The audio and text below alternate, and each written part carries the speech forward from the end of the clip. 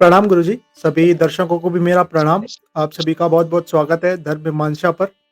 In case अगर आपने धर्म मीमांसा को अभी तक सब्सक्राइब नहीं किया है, तो सबसे पहले चैनल को सब्सक्राइब ज़रूर कर लें और उस बेल आइकन को भी प्रेस कर लें, ताकि आपको जो भी अपडेट्स आएँगी वीडियोज़ की, वो आपको सबसे पहले मिल सकें। आज हम गुरुजी से कुछ प्रश्न पूछने वाले हैं, उनका उत्तर गुरुजी देंगे। एक बहुत अच्छा एक्सप्लेनेशन आज सभी आपको मिलेगा। सबसे पहले जो जैसा कि शीर्षक में आपने देखा होगा कि आत्मा, सोल और रूह में जो अंतर है, उसके ऊपर हम लोग बात करेंगे। हालाँकि मेरा जो सबसे पहले प्रश्न भी यही है कि क्या गुरुजी आत्मा, सोल और रूह तीनों पर्याय ही हैं? जिसे हिंदी में आत्मा कहते हैं, अंग्रेजी में उसे ही सोल कहते हैं और उर्दू में उसे रूह कहते हैं। नहीं, तीनों नितांत भिन्न है। आत्मा अलग है, सोल अलग है और रूह अलग है। तीनों की अलग अलग विवेचना हम लोग करेंगे। थोड़ी ठंड लग रही है इसलिए जरा बटन बंद कर रहा हूँ। तो आत्मा जो है, सबसे पहले आत्मा की चर्चा करनी चाहिए, है ना। आत्मा वेदों में, उपनिषदों में सब जगह है। उपनिषद में बड़े विस्तार से है, इसके बाद महाभारत में, वाल्मीकि रामायण में, सभी धर्मशास्त्रों में आत्मा की विवेचना है। तो आत्मा क्या है,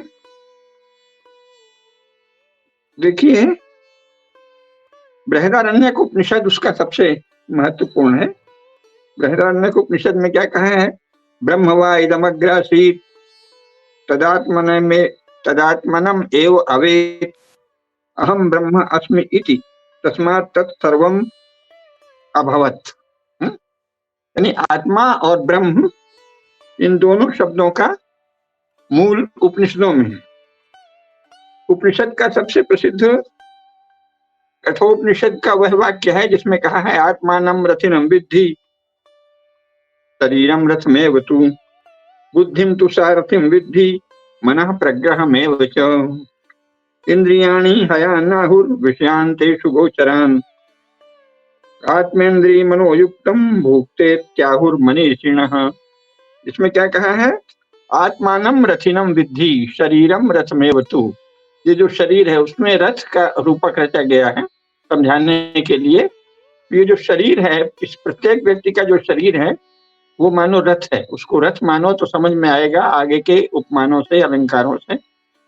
अगर ये शरीर रथ है तो इसमें जो घोड़े जुते हुए हैं वो कौन है? इंद्रियां। शरीर में इंद्रियां रूपी घोड़े जुते हुए हैं और वो घोड़े किस मार्ग में जाते हैं? विषयांतेषु गोचरान। विषय ही इन घोड़ों के मार्ग हैं। घोड़े जब भी चलेंगे किसी न किसी विषय की ओर, शब्द, रूप, रस, गंध, स्पर्श, किसी न किसी विषय की ओर ही घोड़े जाएंगे। इंद्रियां किसी न किसी, जैसे हम कुछ भोजन करेंगे, देखेंगे, सुनेंगे, बात करेंगे, स्पर्श का अनुभव करेंगे, हवा बह रही है, त्वचा में स्पर्श हो रहा है, कहीं कोई शब्द सुन रहे हैं कानों से, तो ये सब क्या है? इंद्रिय रूपी घोड़ों के मार्ग है ये। गाना बजता है तो आप सुन रहे हैं, तो जो आप श्रोतेंद्रिय है और मन इंद्रिय है, मन इंद्रिय तो सब में लगा रहता है, वो शब्द रूपी विषय में दौड़ रही। तो इंद्रियां वे घोड़े हैं जो किसी न किसी विषय के मार्ग पर ही दौड़ते हैं और इनको दौड़ते समय इन पर लगाम कसता है मन। अगर मन सुदृढ़ है, अगर मन विवेकी है, अगर मन ज्ञानवान है तो वो लगाम कसता है। और बुद्धि सारथी है, तो सारथी का संकेत होता है मन को कि इधर चलो, इधर चलो, अभी हमारा संकल्प ये है, अभी हमारा लक्ष्य ये है, हमको अमुक सुख भोगना है, हमको अमुक सफलता प्राप्त करनी है, हमको अमुक परीक्षा में बैठना है, हमको अमुक चुनाव लड़ना है, हमको अमुक वेदों का, उपनिषदों का, शास्त्रों का या साइंस का या मैथमेटिक्स का किसी का पढ़ना है। तो ये बुद्धि निर्देशित करती है कि मन को उधर ले जाओ, है ना। बुद्धि रूपी सारथी मन रूपी लगाम के द्वारा इंद्रिय रूपी घोड़ों को उन विषयों में ले जाता है जिधर बुद्धि अपने लक्ष्य के लिए, अपने संकल्प के लिए, अपनी आकांक्षा के लिए आवश्यक समझती। तो ये तो हो गया इंद्रियां, इंद्रियों के विषय, मन और बुद्धि का खेल। आत्मा इन सब की स्वामी है। तो इस प्रकार आत्मा को क्या कहा है? आत्मा परमात्मा का अंश है। आत्मा ही इसीलिए उपनिषदों में सब जगह क्या कहा है, या योग सूत्र क्या कहते हैं। सबसे पहले तो उपनिषद का अगर देखें तो वो कहते हैं कि ब्रह्म ही सब कुछ है और ब्रह्म से ही यह संपूर्ण सृष्टि हुई है। तो जो आत्मा है वो ब्रह्म का ही स्फुलिंग कह लीजिए, अंश कह लीजिए, ब्रह्म का ही रूप है। तो जब ब्रह्म का रूप है तो इसलिए वो, जैसा गीता में कहा है, न जायते मृते वा कदाचिन, न जायते मृते वा कदाचिन, नायं भूत्वा भविता वा न भूयः, अजो नित्यः शाश्वतोऽयं पुराणो न हन्यते हन्यमाने शरीरे। आत्मा का न कभी न जायते, कभी जन्म नहीं होता, मृते वा कदाचिन, कदाचित उसकी मृत्यु भी नहीं होती कभी भी, है ना। न जायते मृते वा कदाचिन, नायं भूत्वा भविता वा न भूयः। न तो कोई समय ऐसा है जब आत्मा नहीं थी, न भविष्य में ऐसा कोई समय होगा जब आत्मा नहीं होगी, है ना। अजो अर्थात ये अजन्मा है, नित्य ये नित्य है, शाश्वत है, और पुराण है यानी सनातन है। अजो नित्य शाश्वतोऽयं पुराणो न हन्यते हन्यमाने शरीरे, नैनं छिन्दन्ति शस्त्राणि नैनं दहति पावकः, न चैनं क्लेदयन्त्यापो न शोषयति मारुतः, अच्छेद्योऽयम् अदाह्योऽयम् अक्लेद्यो अशोष्य एव च, नित्यः सर्वगतः स्थाणुर् अचलोऽयं सनातनः।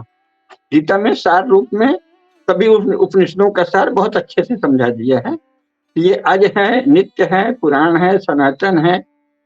इसका न तो कभी जन्म होता न मृत्यु होती।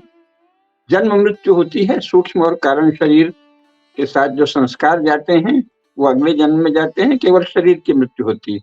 इसीलिए क्या कहा है, वासांसि जीर्णानि यथा विहाय नवानि गृह्णाति नरो पराणि, तथा शरीराणि विहाय जीर्णानि अन्यानि संयाति नवानि देहि। जैसे व्यक्ति पुराने कपड़े उतार कर नए कपड़े पहन लेता है, ऐसे ही आत्मा कर्माशय के अनुरूप जब लगता है कि अब इस शरीर की यात्रा संपन्न हो गई, अब अगले किसी शरीर में यात्रा करनी है, तो वो इसको उतार के रख देता है ना। वासांसि जीर्णानि यथा विहाय, जीर्ण वस्त्रों को जैसा त्याग कर, नवानि गृह्णाति नरो पराणि अपराणि नवानि गृह्णाति नरः, अन्य नए वस्त्रों को मनुष्य ग्रहण करता है। उसी प्रकार जीर्ण शरीर को त्याग कर हम नए शरीर को धारण करते हैं, नई योनि में जाते हैं कर्म विपाक के अनुसार। उन सबका बहुत विस्तार से विवेचन हुआ है, लेकिन मुख्य सार ये है कि आत्मा जो है वो शरीर नहीं है। शरीर तो रथ है, आत्मा रूपी रथी का शरीर रथ है। आत्मा बुद्धि भी नहीं है, बुद्धि सारथी है, लेकिन वो आत्मा का अनुचर है, आत्मा का अंग है, आत्मा का एक बहुत आत्मा के बहुत निकट सखा है, जो कह रहे हैं। बहुत सारे रूप दिए गए हैं, लेकिन बुद्धि भी आत्मा नहीं है, मन भी आत्मा नहीं है। मन तो वैसे भी कितना डोलता रहता है, तो अगर आत्मा मन होगी तो वो दिन भर डोलती रहेगी, कभी इधर कभी उधर, कभी इस लालच में, कभी उस लोभ में, कभी उस लालसा में, कभी उस भाव में। तो मन भी नहीं है ना। और इंद्रियां तो होने का सवाल ही नहीं है, और इंद्रियों के विषय होने का सवाल नहीं, जो कि विषय अनंत हैं और मन भटकता ही रहता है। अभी भोजन में गया, अभी शयन में गया, अभी स्वाध्याय में गया, अभी मनोरंजन में गया, अभी किसी महत्वाकांक्षा में गया, सपने देखने में गया, कुछ अर्जित करने में गया, ज्ञान अर्जित करने में गया। तो फिर आत्मा भी ऐसे निरंतर जैसे दौड़ती रहेगी क्या मन के साथ? तो आत्मा भी चंचल हो गई, मन तो स्वभाव से ही चंचल है। और बुद्धि भी आत्मा नहीं है, बुद्धि आत्मा के निकटतम है। बुद्धि में ही आत्मा का प्रतिसंवेदन होता है, प्रतिबिंबन होता है। लेकिन बुद्धि, आपको इस जीवन में जो बुद्धि मिली है, जब आपकी मृत्यु हो जाएगी तो केवल उसका संस्कार शेष रहेगा। वो बुद्धि तो गई, जिस बुद्धि से हम बोल रहे हैं, बात कर रहे हैं, वो बुद्धि चली गई। फिर बच्चा होगा, जिस योनि के लायक हमने कर्म किए होंगे उस योनि में जाएंगे, वहां वैसी बुद्धि होगी इन संस्कारों के साथ। तो बुद्धि भी आत्मा नहीं है, क्योंकि आत्मा अजन्मा है और ब्रह्म का अंश है ना। इसीलिए क्या कहा, हिरण्यगर्भ संवर्तताग्रे भूतस्य जातः पतिरेक आसीत्। संपूर्ण प्राणियों का, संपूर्ण तत्वों का पति या स्वामी एक ही है, हिरण्यगर्भ, जो ब्रह्मा का व्यक्त रूप है। तो आत्मा जो है वो उसी हिरण्यगर्भ का अंश है और प्रत्येक जीव में आत्मा होती है। एक तो दूसरी बात ये है, तो आत्मा जो है इसीलिए उसको दृष्टा मात्र कहा है। दृष्टा दृश्य मात्र शुद्धोपि प्रत्ययानुपश्यः। जितने भी प्रत्यय हैं, जितने भी इंटेलेक्चुअल या मेंटल एक्ट्स हैं, एक्सरसाइजेज हैं, एफर्ट्स हैं, वो सब दृश्य हैं आत्मा के लिए। आत्मा इन सबका दृष्टा है। आत्मा केवल देखती रहती है। आत्मा इसीलिए उसको साक्षी भी कहा है। तो आत्मा क्या है? साक्षी चेतना है और स्वयं ब्रह्मीभूत चेतना है। ब्रह्म का अंश है आत्मा। और इसीलिए जो कर्म हम करते हैं उन कर्मों का प्रभाव कहाँ पड़ता है? हमारे मन पर, हमारी बुद्धि पर, हमारे कर्माशय पर, हमारे सूक्ष्म शरीर पर, हमारे कारण शरीर पर। आत्मा पर कोई प्रभाव नहीं पड़ता। इसीलिए शंकराचार्य ने क्या कहा? न निरोधो न च उत्पत्तिर् न बद्धो न च साधकः न मुमुक्षुर् न वै मुक्त इत्येषा परमार्थता। आत्मा का न तो जन्म होता, न मृत्यु होती, न उसका बंधन होता, न मोक्ष होता, न आत्मा का निरोध करना पड़ता कि ये अब आत्मा यहाँ नहीं जाएगी, और न आत्मा की कोई उत्पत्ति होती, न मृत्यु होती। न निरोधो न चोत्पत्तिर् न बद्धो न च साधकः। इसीलिए आत्मा की दृष्टि से कोई भी मनुष्य कभी भी बंधन में नहीं होता और कोई बंधन को छूटने की साधना भी नहीं करते। बहुत जटिल दर्शन है, क्योंकि सामान्य बुद्धि को ये पल्ले ही नहीं पड़ेगा कि फिर बंधन की क्या बात होती है। तो सारे बंधन कहाँ है? मन और बुद्धि में। जिन इंद्रियों के विषयों में आपका मन बार बार जाता है उनका संस्कार पड़ता रहता है चित्त में, और वो संस्कार स्मृति को जगाता है, मेमोरी को उसकी, और साथ ही आकांक्षा को जगाता है। तो प्रत्येक संस्कार सूक्ष्म रूप में किसी न किसी आकांक्षा को जन्म देता है। जैसे मान लीजिए आप में राष्ट्रभक्ति के संस्कार हैं तो वो राष्ट्र की सेवा करने की आकांक्षा जगाएगा। किसी में काम भोग के संस्कार हैं तो उसका मन सदा काम भोग की ओर दौड़ेगा। एक ही व्यक्ति में बहुत सारे संस्कार होते हैं, इसीलिए उसकी बहुत सी आकांक्षाएं होती हैं। तो संस्कारों के अनुसार आकांक्षा होती है और स्मृति होती है, वही जगती है स्मृति। एक बार आपने पढ़ने में आनंद आया तो अगली बार फिर आएगा, अरे पढ़ने से बड़ा आनंद आता है। एक बार आपने कोई सुंदर दृश्य देखा तो लगेगा सुंदर दृश्य देखने में बड़ा आनंद है। स्मृति, प्रत्येक संस्कार स्मृति फलक है, और प्रत्येक आकांक्षा भी, कोई भी इच्छा आपकी होगी वो एक स्मृति को जगाएगी, और प्रत्येक स्मृति जब व्यक्त होगी तो फिर किसी आकांक्षा को जगा जाएगी। तो स्मृति आकांक्षा फलक है और आकांक्षा स्मृति फलक है, ये चक्र चलता रहता है। तो ये क्या है? मन और बुद्धि का खेल है जो विषयों और इंद्रियों के भोग से जुड़ा हुआ है। इसमें से कोई भी आत्मा नहीं है। आत्मा को क्या कहा है? दृष्टा दृश्य मात्र शुद्धोपि प्रत्ययानुपश्यः। जो भी मानसिक और बौद्धिक प्रत्यय हैं उन सबका दृष्टा है, वो दृश्य मात्र है और स्वयं शुद्ध है।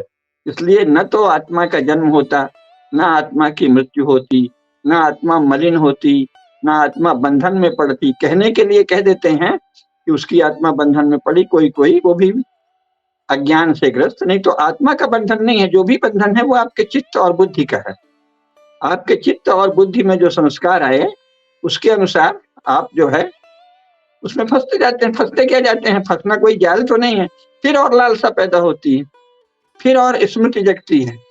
तो सारी स्मृतियां भी एक बंधन है और सारी आकांक्षाएं भी एक बंधन है, और एक अर्थ में सारी स्मृतियां ही सुख देती हैं या दुख देती हैं, और सारी आकांक्षाएं ही सुख देती हैं, पुरुषार्थ हैं।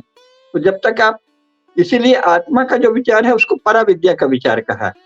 संपूर्ण जीवन तो पुरुषार्थों के लिए चलता है, लेकिन ये पुरुषार्थ क्यों और कहाँ से और इनके क्या परिणाम हैं और मूल रूप क्या है, वो आत्मा के विषय में योग दर्शन, सांख्य दर्शन, वेदांत दर्शन सभी बताते हैं। तो आत्मा तो बहुत ही परमात्मा का अंश है जो प्रत्येक जीवात्मा में स्थित है, और जो कभी कलुषित नहीं होती, जो कभी बंधती नहीं, जो मुक्त भी नहीं होती। आत्मा नहीं मुक्त होती। अगर आप स्वर्ग जाते हैं तो आपका सूक्ष्म और कारण शरीर जाता है, साथ में आत्मा तो सदा रहती है। जब तक आत्मा परमात्मा में लय नहीं हो जाती तो आत्मा आपके साथ है, न वो मरी है, न जिंदा है, न सोई है, न घायल है। वो सदा चैतन्य है, सदा पुंजीभूत है।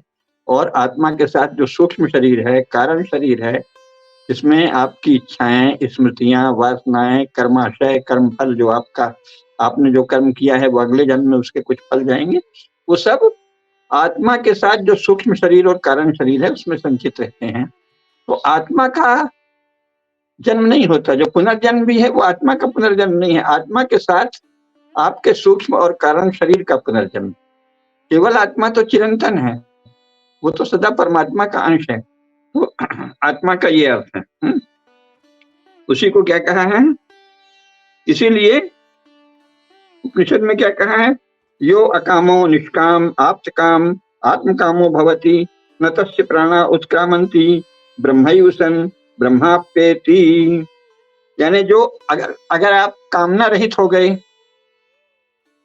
निष्काम हो गए, आप्त काम हो गए, यानी जो भी जीवन जैसा भी मिले आप सदा प्रसन्न रहते हैं, अपने मन से कोई इच्छा नहीं करते, ये बहुत ऊंचे परमहंसों की का वर्णन है। और आत्म काम है, आप्त काम है और आत्म काम है, तो फिर उनका प्राण किसी और दिशा में नहीं जाता। पुनर्जन्म क्या है, प्राणों का उत्क्रमण, सूक्ष्म और कारण शरीर सहित आपका प्राण फिर सोचता है अब ये वाले देह की यात्रा पूरी कर ली, अब चलो वहां कर्मफल के अनुसार। लेकिन जो आप्त काम है, निष्काम है, आत्म काम है, उसके न तस्य प्राणा उत्क्रमन्ति ब्रह्मैव सन् ब्रह्माप्येति, वो ब्रह्म से एकीभूत हो जाता है। लेकिन ये बहुत उच्च स्तर है। लेकिन इन सबके कहने का अर्थ ये है, जो इन सबको पढ़ता है, जानता है, सुनता है, वो आत्मा का दर्शन तो बिना साधना के, विशेषकर अंत में किसी न किसी रूप में योग साधना करनी पड़ती है। योग साधना के बिना आत्मा का प्रत्यक्ष दर्शन नहीं होगा। और दर्शन हमारे यहाँ उसी को कहते हैं जो दिख जाए। अनुमान को और अटकल को और किसी कथन को, किसी गॉस्पेल को, किसी मैसेज को, किसी पैगाम को दर्शन नहीं कहते। आपको सातवें आसमान से कोई पैगाम आया है या किसी किताब में कुछ लिखा है या उपनिषद में ही लिखा है, तो वो दर्शन नहीं है, आपने पढ़ लिया। पैगाम वगैरह की तो और हास्यास्पद स्थिति है कि वो कहते हैं पैगाम आया था, बस आप सुन लीजिए और उसका पालन करिए, तो वहां तो बुद्धि का प्रवेश ही वर्जित है। जितने पैगाम वाले और मैसेज वाले मत हैं, क्रिश्चियनिटी और इस्लाम, वहां तो बुद्धि से कुछ लेना देना नहीं। आप उस पर ईमान लाइए, भरोसा लाइए, फेथ लाइए, आस्था लाइए। हमारे यहाँ बुद्धि का सबसे ज्यादा रोल है। आप शास्त्र को बुद्धि पूर्वक मनन करिए। इसीलिए क्या कहा है, द्रष्टव्यः श्रोतव्यो मंतव्यो निदिध्यासितव्यः। पहले तो आप सुनिए, फिर उस पर मनन करिए, मनन करके साधना करिए, निदिध्यासन करिए, ध्यान करिए, तब होगा। आत्मा वारे श्रोतव्यो मंतव्यो निदिध्यासितव्यः, तब उसका निदिध्यासन होता है, दर्शन होता है। तो दर्शन वो है जो दिख जाए। तो आत्मा क्या है, आत्मा परमात्मा का प्रत्येक जीव में विद्यमान अंश है, जो वस्तुतः उस अर्थ में वो कोई उसका अंश माने ये नहीं कि एक छोटी चिंगारी है, उस तरह से नहीं लें, क्योंकि वो अनंत है ब्रह्म सत्ता, तो आत्मा भी अनंत है। तो जो प्रत्येक व्यक्ति के भीतर आत्म सत्ता है वो भी ब्रह्म सत्ता ही है। अगर आपने साधना कर ली, जितनी आपकी साधना होती जाए, आत्मा की अनंत शक्ति है। इसीलिए हम देखते हैं कोई योगी दूर की स्थिति बात को देख लेते हैं, दूर दर्शन, दूर श्रवण, दूर बैठे बैठे दिख जाएगा। किसी मनुष्य को देखेंगे तो उसका भविष्य बता देंगे, अतीत बता देंगे। आत्मा में सारी शक्तियां हैं। तो आत्मा जो है वो कोई जरा सी चिंगारी नहीं है कि बस ये इतना ही होगा। परमात्मा का अंश है ना, तो परमात्मा तो अनंत है, तो अनंत का अंश भी अनंत है। आत्मा में अनंत शक्ति है, लेकिन उसकी साधना करनी पड़ती है। तो आत्मा जो है वो परमात्मा का वह अंश है जो प्रत्येक जीवात्मा में विद्यमान है। और वो अंश ऐसा कोई भौतिक अंश नहीं है कि टुकड़े में बताएं कि वो छोटा है, ये बड़ा है। वो अंत में परमात्मा की सारी शक्तियां उसमें निहित हैं। तो आत्मा तो ये है। अब सोल और रूह बिल्कुल अलग चीज है। जी, आपका कोई प्रश्न है? आत्मा के विषय में ये स्पष्टता देने के लिए आपका आभार। असल में अभी अपन देखते हैं कि काफ़ी लोग आत्मा और सोल जो शब्द है उसे पर्यायवाची के रूप में इस्तेमाल कर लेते हैं। तो फिर आत्मा का अर्थ तो हमें समझ आ गया, सोल का अर्थ बताइए कृपया करके कि सोल का अर्थ क्या होता है? सोल बिल्कुल अलग चीज है। सोल जो है, एक तो जो बाइबिल है उसमें सोल के छुटपुट उदाहरण आए हैं और उसका कोई लक्षण नहीं बताया है। जैसे मैंने आपको बताया कि आत्मा का लक्षण सांख्य दर्शन में, न्याय दर्शन में, वैशेषिक दर्शन में, योग दर्शन में, वेदांत दर्शन में, सब में आत्मा का लक्षण प्रतिपादित है। लेकिन बाइबिल में और क्रिश्चियनिटी में सोल का कोई लक्षण नहीं है।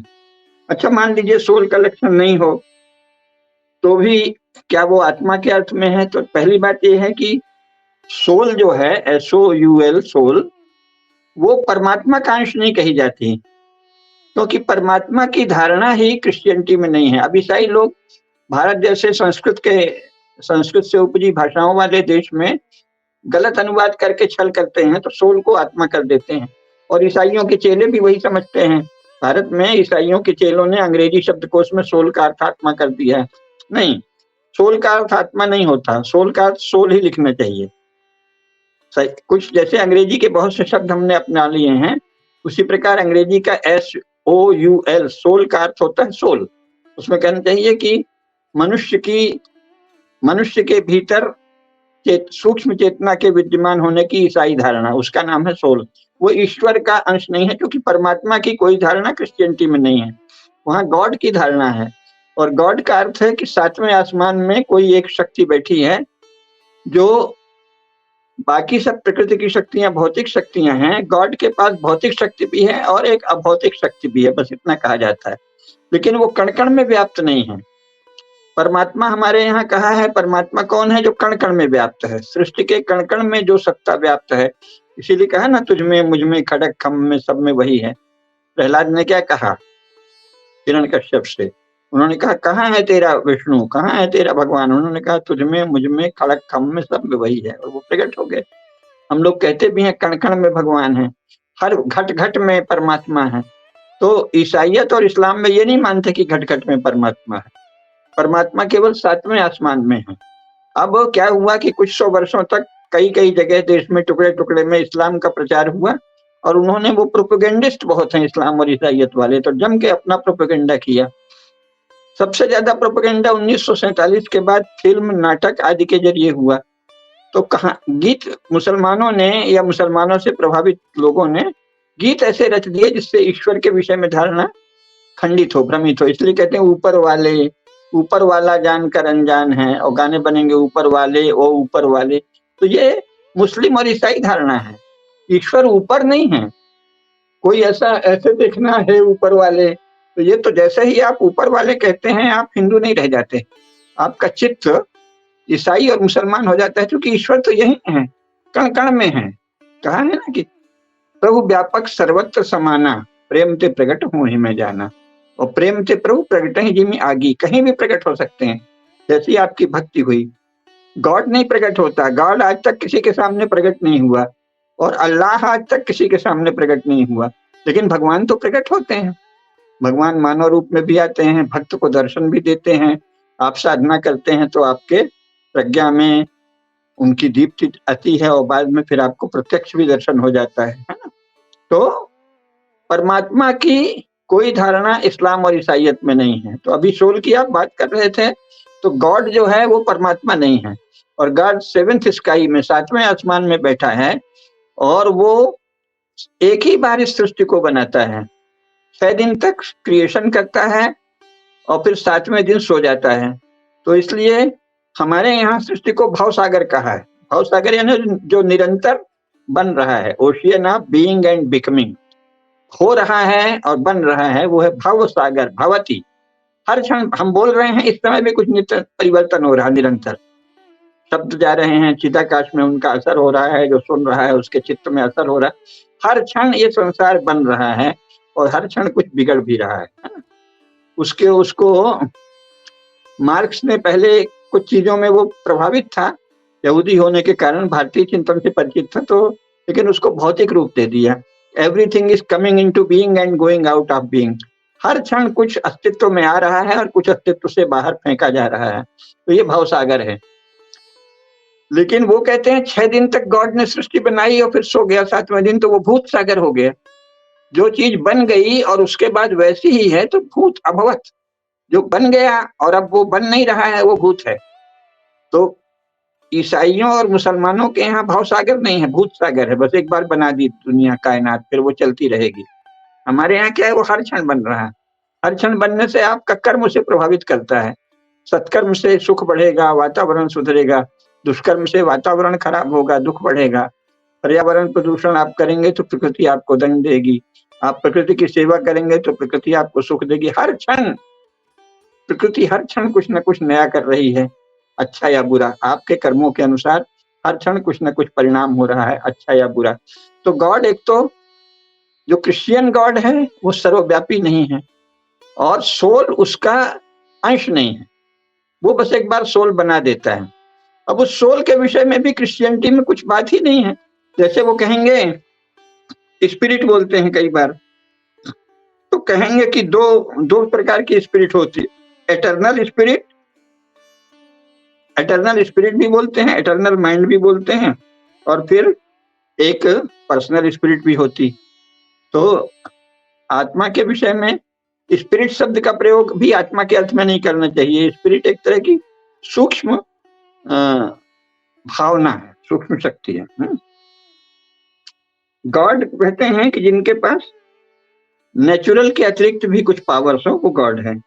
और मुख्य बात यह है कि उनके यहाँ तो देखिए ना, ऐसे ऐसे शब्द हैं, आत्मा के तो ऐसे शब्द हो ही नहीं सकते। जैसे वो कहेंगे सोलमेट, अगर एक लड़के का एक लड़की से प्रेम हुआ तो बोले वो हमारा सोलमेट है।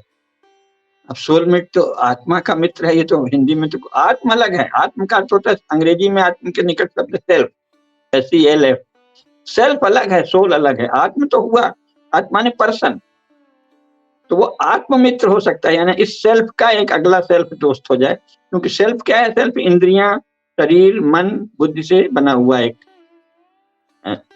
समुच्चय है, लेकिन सोल नहीं है वो।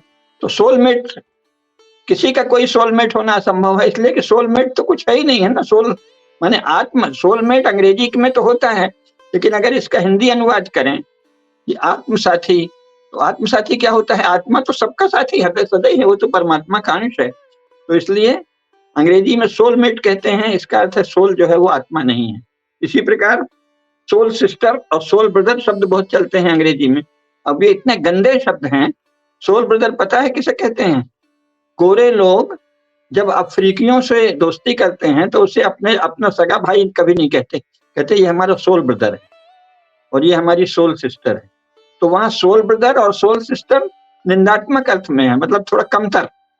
यानी हमारा भाई is our brother, is my soul brother. Soul brother माने सोल ब्रदर है, हमारी सोल का ब्रदर है। यानी हमने तो भावना हो गई ना, हमने मान लिया है कि ये भाई है, लेकिन है काला, दूसरे नस्ल का है। ये बताने के लिए सोल ब्रदर और सोल सिस्टर शब्द का प्रयोग होता है। तो वहां तो भेद बुद्धि है। तो सोल का अर्थ वहां आत्मा कैसे हुआ? आत्मा तो है ही नहीं है। सोल ब्रदर है यानी हमसे भिन्न नस्ल का ऐसा व्यक्ति है जिसको हमने भाई बना लिया है व्यवहार में। सोल ब्रदर से आपका प्रेम कभी सच्चा हो ही नहीं सकता और वो आपका अंश ही नहीं है। इसी प्रकार सोल सिस्टर, वो अफ्रीकी स्त्रियों को या उत्तर अमेरिका के काली स्त्रियों को सोल सिस्टर कह देते हैं पटाने के लिए। तो ये सोल ब्रदर, सोल सिस्टर, अगर सोल का अर्थ आत्मा होता तो ये शब्द ही नहीं होते। इसी प्रकार वो अफ्रीका का एक खास फूड है, उसको सोल फूड कहते हैं, एक खास आहार है। उनके कई शब्द हैं उसमें, विचित्र विचित्र नाम है, कोलार्ड है और चिटरलिंग, मतलब तरह तरह के ऐसे शब्द हैं जिनको बोलने में कठिन हो। कतिपय भोजन के पदार्थ हैं जिनको वो सोल फूड कहते हैं। आत्मा का भोजन तो नहीं कहेंगे उसे, आत्मा का तो कोई भोजन नहीं होता। तो इसलिए सोल का अर्थ आत्मा नहीं है।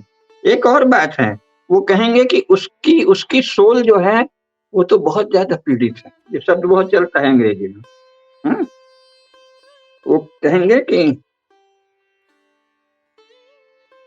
उसकी जो सोल है वो रेस्टलेस है, डीप इन, कहेंगे कि restlessness is deep in her soul. उसकी सोल में बहुत गहरी रेस्टलेसनेस है, बहुत गहरी बेचैनी। अंग्रेजी का बड़ा मुहावरा है, हमारे यहाँ तो सोल में रेस्टलेसनेस नहीं होती। आत्मा, और उसका आजकल तो हिंदी बोलने वाले भी अंग्रेजी का अनुवाद बहुत बोलने लगे हैं। वो हिंदू चेतना से कट गए हैं, क्योंकि हमारे शासकों का दोष है, उन्होंने शिक्षा के द्वारा कुशिक्षा फैलाई।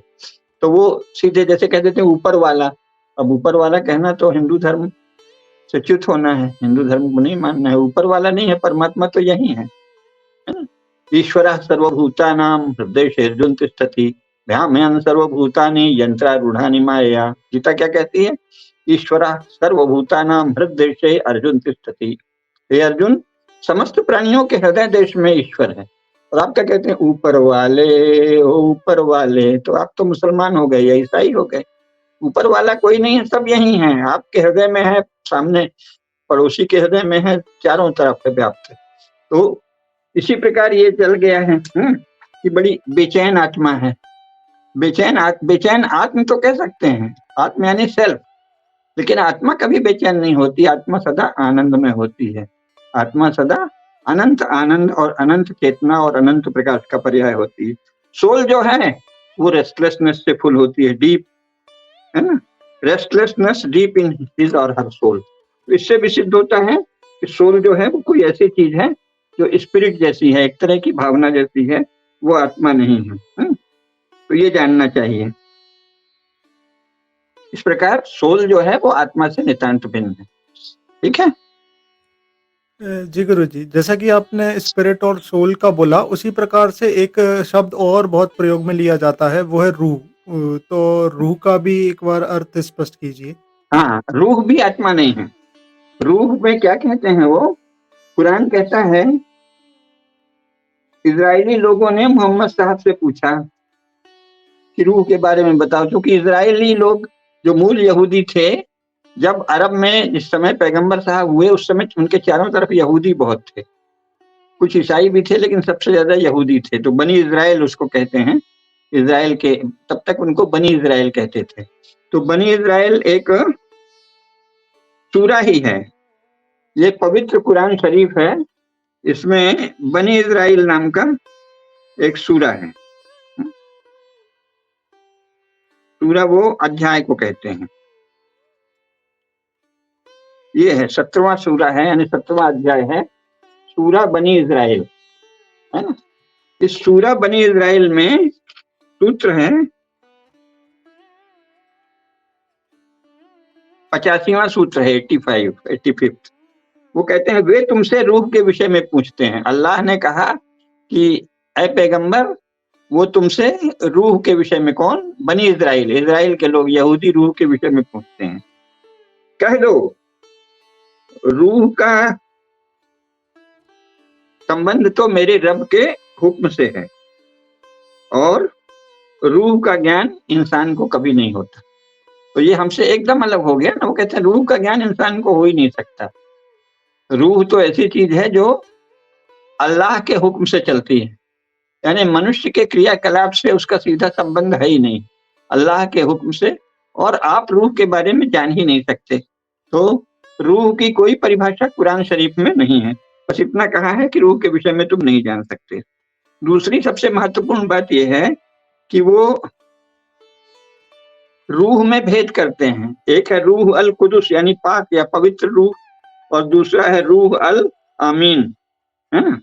तो ये दो तरह की रूह बता दिया। वफादार रूह यानी जो इस्लाम के प्रति निष्ठावान हो उसे कह देंगे कि ये वफादार रूह है। तो रूह में भी वफादार और बेवफा होता है, तो वो तो आत्मा नहीं हुई, आत्मा तो सबसे परे है।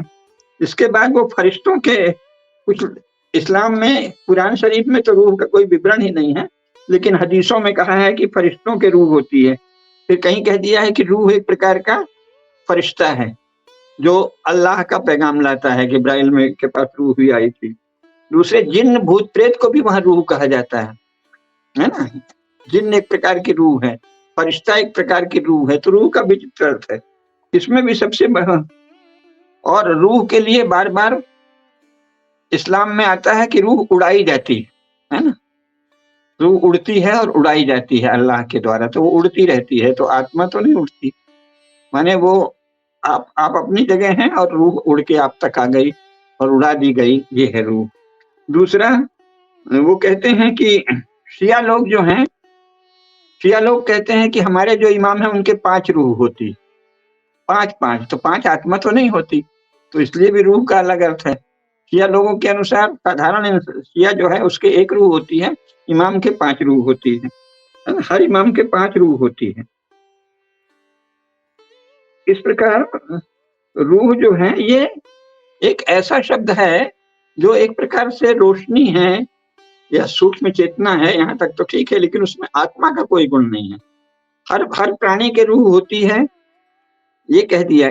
ईसाइयत से इस अर्थ में भिन्न है कि ईसाई जो मूल ईसाई धारणा है उसमें मानते हैं कि स्त्री के सोल नहीं होती। अब तो मान लिया है 20वीं शताब्दी में लड़ते झगड़ते, नहीं तो पहले वो कहते थे कि स्त्री के सोल होती ही नहीं शुरू से। यानी 1900 वर्षों तक सारे चर्च के पादरियों ने ये कहा कि वीमेन हैव नो सोल, स्त्रियों के सोल होती ही नहीं है। तो ये तो आत्मा नहीं है जो स्त्रियों का, हमारे यहाँ तो हर जीव की आत्मा है जो कहा है। और हमारे अनुसार ईसाई स्त्री और ईसाई पुरुष में भी आत्मा होती है, क्योंकि हिंदू शास्त्रों में जो प्रतिपादन है वो केवल हिंदू समाज के लिए नहीं है कि कह दिया कि हर एक की आत्मा होती है, वो सृष्टि मात्र के लिए है। यानी गाय के भी आत्मा होती है, बैल के भी, शेर के भी, बाघ के भी, छिपकली के भी, मोर के भी, कौवा के भी, तितली के भी, सभी की आत्मा है। तो स्त्री के तो आत्मा न होने का सवाल ही नहीं है। गिरगिट के भी, सांप के भी, सभी की आत्मा होती है। और वो क्या कहते हैं, स्त्रियों के वीमेन हैव नो सोल, स्त्रियों के तो सोल ही नहीं होती, तो सोल आत्मा नहीं है। इसी प्रकार इनके यहाँ रूह कहा है कि एक तरह की रोशनी या एक तरह का सूक्ष्म शरीर या उस प्रेत जैसा कुछ, कोई प्रेतात्मा, वो है रूह। और इमामों के पास 5-5 रूह हैं, है ना। तो इस प्रकार ये क्या है, रूह किसी भी प्रकार आत्मा नहीं है, रूह सोल नहीं है। सोल हो सकती होगी लेकिन रूह आत्मा नहीं है। तो इस प्रकार हमने आत्मा, रूह और सोल तीनों के भेद बता दिए। जी, तो इससे तो अब ये तो इससे जुड़ा स्पष्ट जो है, जी इससे ये तो स्पष्ट होता है कि ये पर्यायवाची तो शब्द नहीं है तीनों जिन्हें हम यूज़ कर लेते हैं। मगर हाँ, फिर सोल, स्पिरिट और या जो रूह है, इनमें क्या परमात्मा का वास नहीं होता है? नहीं, सोल में और रूह में परमात्मा का वास नहीं होता, क्योंकि वो मानते हैं कि परमात्मा का वास सृष्टि में है ही नहीं। सृष्टि दिव्यता से खाली है, डिवाइड ऑफ डिविनिटी। सृष्टि में कोई दिव्यता नहीं है, सृष्टि में कोई अ, आत्मचेतना नहीं है। सृष्टि तो भौतिक है और दिव्यता केवल गॉड में है, जो गॉड 7वें आसमान में बैठा है। तो हर मनुष्य के भीतर केवल एक तरह का, वो कहते हैं, सूक्ष्म प्रकाश है, लेकिन वो ईश्वर का वास नहीं है। इसीलिए देखिए ना, हमारे यहाँ कहते हैं कि कोई भी व्यक्ति साधना के द्वारा ईश्वर का साक्षात्कार कर सकता है, उनके यहाँ यह असंभव है। मुसलमान तो कहते हैं कि केवल अल्लाह के जरिए, आखिरी रसूल के जरिए आप अल्लाह की वाणी आप तक पहुंच सकती है। अगर आप आखिरी रसूल पर ईमान लाए तो उनकी वाणी पर ईमान लाओ, बस उतना ही है। अल्लाह का दर्शन कोई मुसलमान कभी नहीं कर सकता। अल्लाह के बारे में उसे सीधा दर्शन तो छोड़िए, कोई पैगाम भी अल्लाह ने जो भी पैगाम दिया वो आखिरी रसूल को दे दिया। किसी मुसलमान को अल्लाह कभी कोई पैगाम नहीं देता, बस आखिरी रसूल को पैगाम दे दिया। तो रूह में परमात्मा का वास, अल्लाह का वास तो बहुत दूर की बात है। रूह में अल्लाह का वास तो कभी होता ही नहीं, हो ही नहीं सकता। लेकिन रूह में पैगाम भी नहीं आ सकता अल्लाह का। अल्लाह की वाणी को भी रूह नहीं स्वीकार कर सकती, माने ग्रहण नहीं कर सकती। रूह में इतनी भी शक्ति नहीं है कि वो अल्लाह की वाणी को ग्रहण कर सके। उसमें केवल इतना है कि तुमको इतना सा थोड़ा सा प्रकाश मिला है कि तुम आखिरी रसूल के पैगाम पर ईमान ले आओ। वहां बुद्धि का प्रयोग नहीं करो, उस पर चिंतन नहीं करो, उस पर सोचो विचारो नहीं।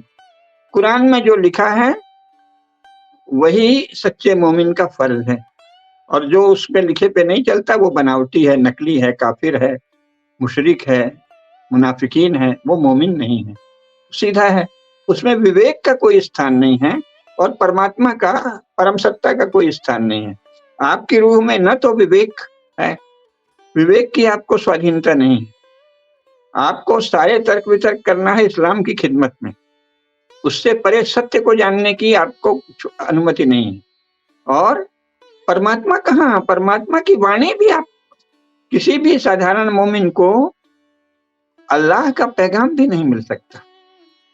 अल्लाह की अनुभूति, अल्लाह का दर्शन, अल्लाह का साक्षात्कार तो असंभव है, कुफ्र है। तौबा तौबा, आप अल्लाह का कहाँ से दर्शन करोगे, ये तो कुफ्र है ना। वाजिब कत्ल है, वाजिबुल कत्ल है। अगर आपने कह दिया कि मैं अल्लाह का दर्शन करूंगा, मैं अल्लाह का दर्शन करना चाहता हूँ, ये भी कह दिया, तो आप वध के योग्य हैं।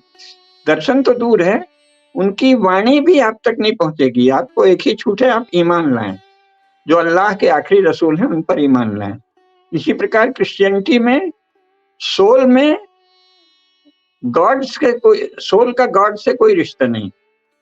सोल जो है वो अगर फेथ लाती है होली गॉड, यानी होली फादर, होली सन और होली घोस्ट, है ना, एक पवित्र, यानी जो ईसाइयों का भूत है जिसके द्वारा कि जीसस पैदा हुए कुमारी माँ से, वो क्योंकि उसने मरियम को गर्भ धारण कराया इसलिए वो पवित्र हो गया, और कुछ पवित्रता की व्याख्या नहीं करते। होली घोस्ट पवित्र क्यों है? क्योंकि उसने मरियम को गर्भ धारण कराया, और कोई पवित्रता के लक्षण नहीं, और कुछ नहीं है। तो होली घोस्ट वो है जिसने कुमारी मरियम को गर्भ धारण कराया। तो आप उसमें फेथ ले आइए, उसमें तर्क वितर्क मत करिए, नहीं तो आप हिडन हैं, इररिलीजियस हैं, है ना। और संसार में आज तक एक ही गॉड का बेटा हुआ जिसका नाम है जीसस, जोशुआ मसीह।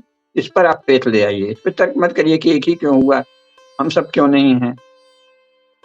अंग्रेजों के और ईसाइयों के गांधी जी परम मित्र थे, लेकिन वो उनको कोई ईसाई गांधी जी को पसंद नहीं करता था कि ये कहते थे कि नहीं हम भी गॉड के बेटे हैं। जैसे जीसस गॉड का बेटा था, गांधी ने कहा कि मैं भी गॉड का बेटा हूँ। और शुद्धानंद जी को तो कह दिया कि ये स्वयं जीसस है, जीसस जैसे महान शिक्षक हैं। मानव जाति के महान शिक्षक थे जीसस, और स्वामी शुद्धानंद जी मानव जाति के महान शिक्षक हैं। और मैं गॉड का वैसा ही बेटा हूँ जैसा जीसस था। तो सारे ईसाई मन ही मन उनसे घृणा करते थे, लेकिन उनकी ताकत देख के उनसे समझौते और सौदेबाजी करते थे, और सौदेबाजी में सफल भी हुए। लेकिन मुख्य बात यह है कि गॉड आपके भीतर नहीं है, आपकी सोल में नहीं है, और गॉड का रेवोल्यूशन भी आपकी सोल नहीं कर सकती। वो रेवोल्यूशन भी उनके अनुसार केवल जीसस को हुआ था, और जीसस ने को क्या हुआ था ये कहीं लिखा हुआ नहीं है।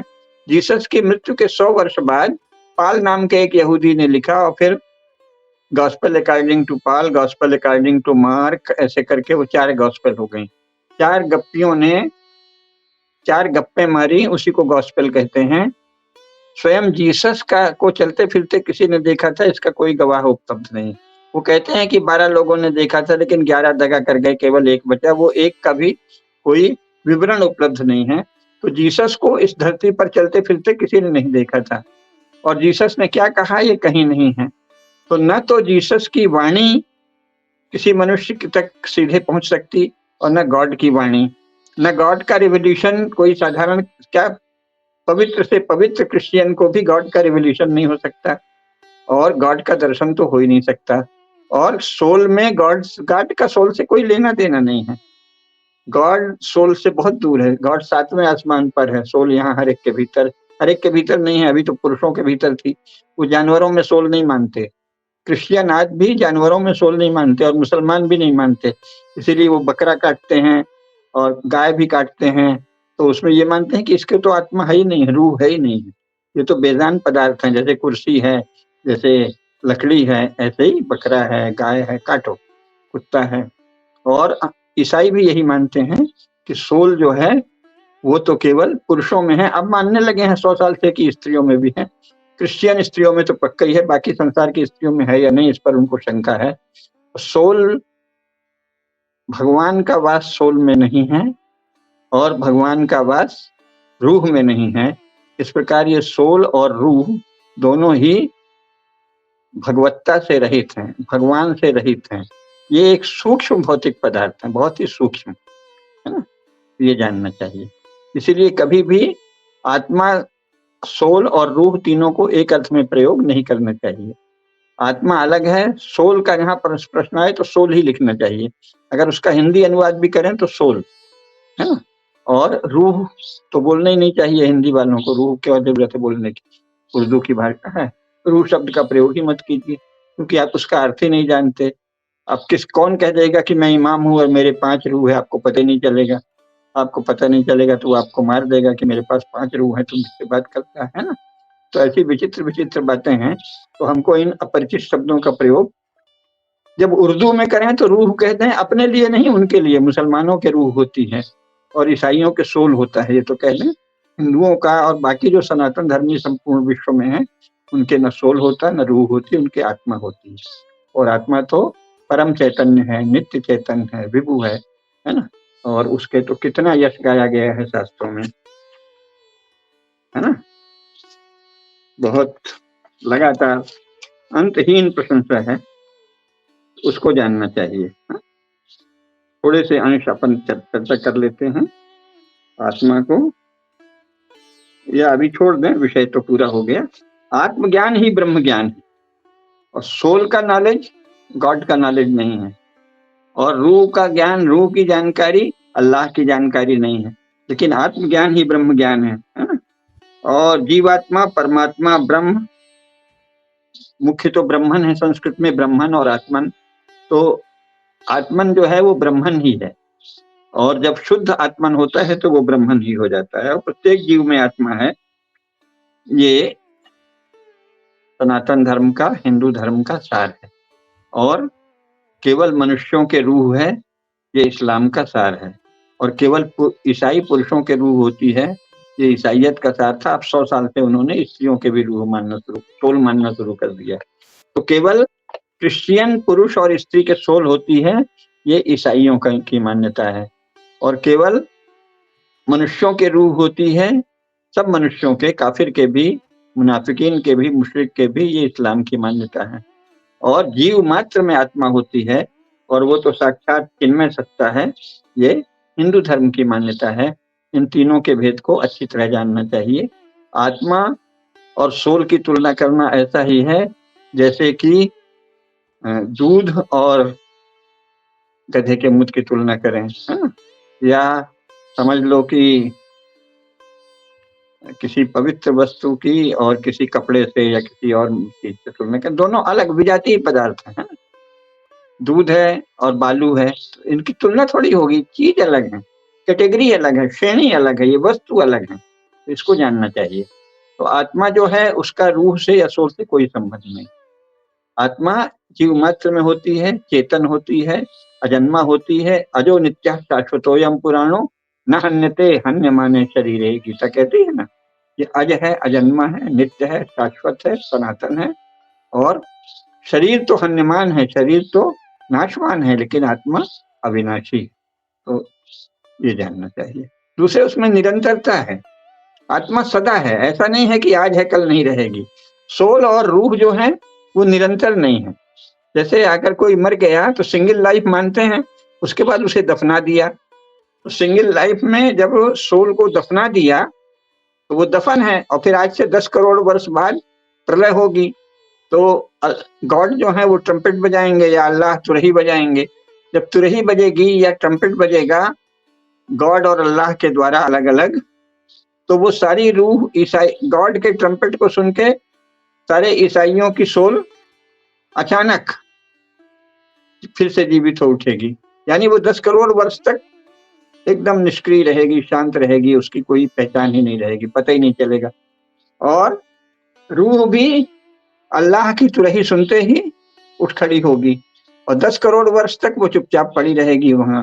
भले उसके शरीर को कीड़े खाएं, मकोड़े खाएं, कुछ भी खाएं, कीटाणु खा लें, सब गल जाए, मिट्टी में मिल जाए, 10 करोड़ वर्ष पड़े हैं। फिर अचानक अल्लाह के आदेश से तुरही बजी कयामत के रोज, तो सब रूहें जो हैं खड़ी हो गई अपने शरीर के साथ, और उधर सब सोल खड़ी हो गई। तो रूह और सोल निरंतर नहीं है, उनमें करोड़ों वर्ष का अनस्तित्व आ सकता है। करोड़ों वर्ष पता चला कि सोल नहीं है, फिर अचानक फिर लास्ट डे ऑफ जजमेंट खोजी गई। और करोड़ों वर्ष रूह नहीं है, फिर कयामत के रोज जी गई। और आत्मा निरंतर है। कर्म फल, जहां आत्मा है वहां पुनर्जन्म और कर्म फल है।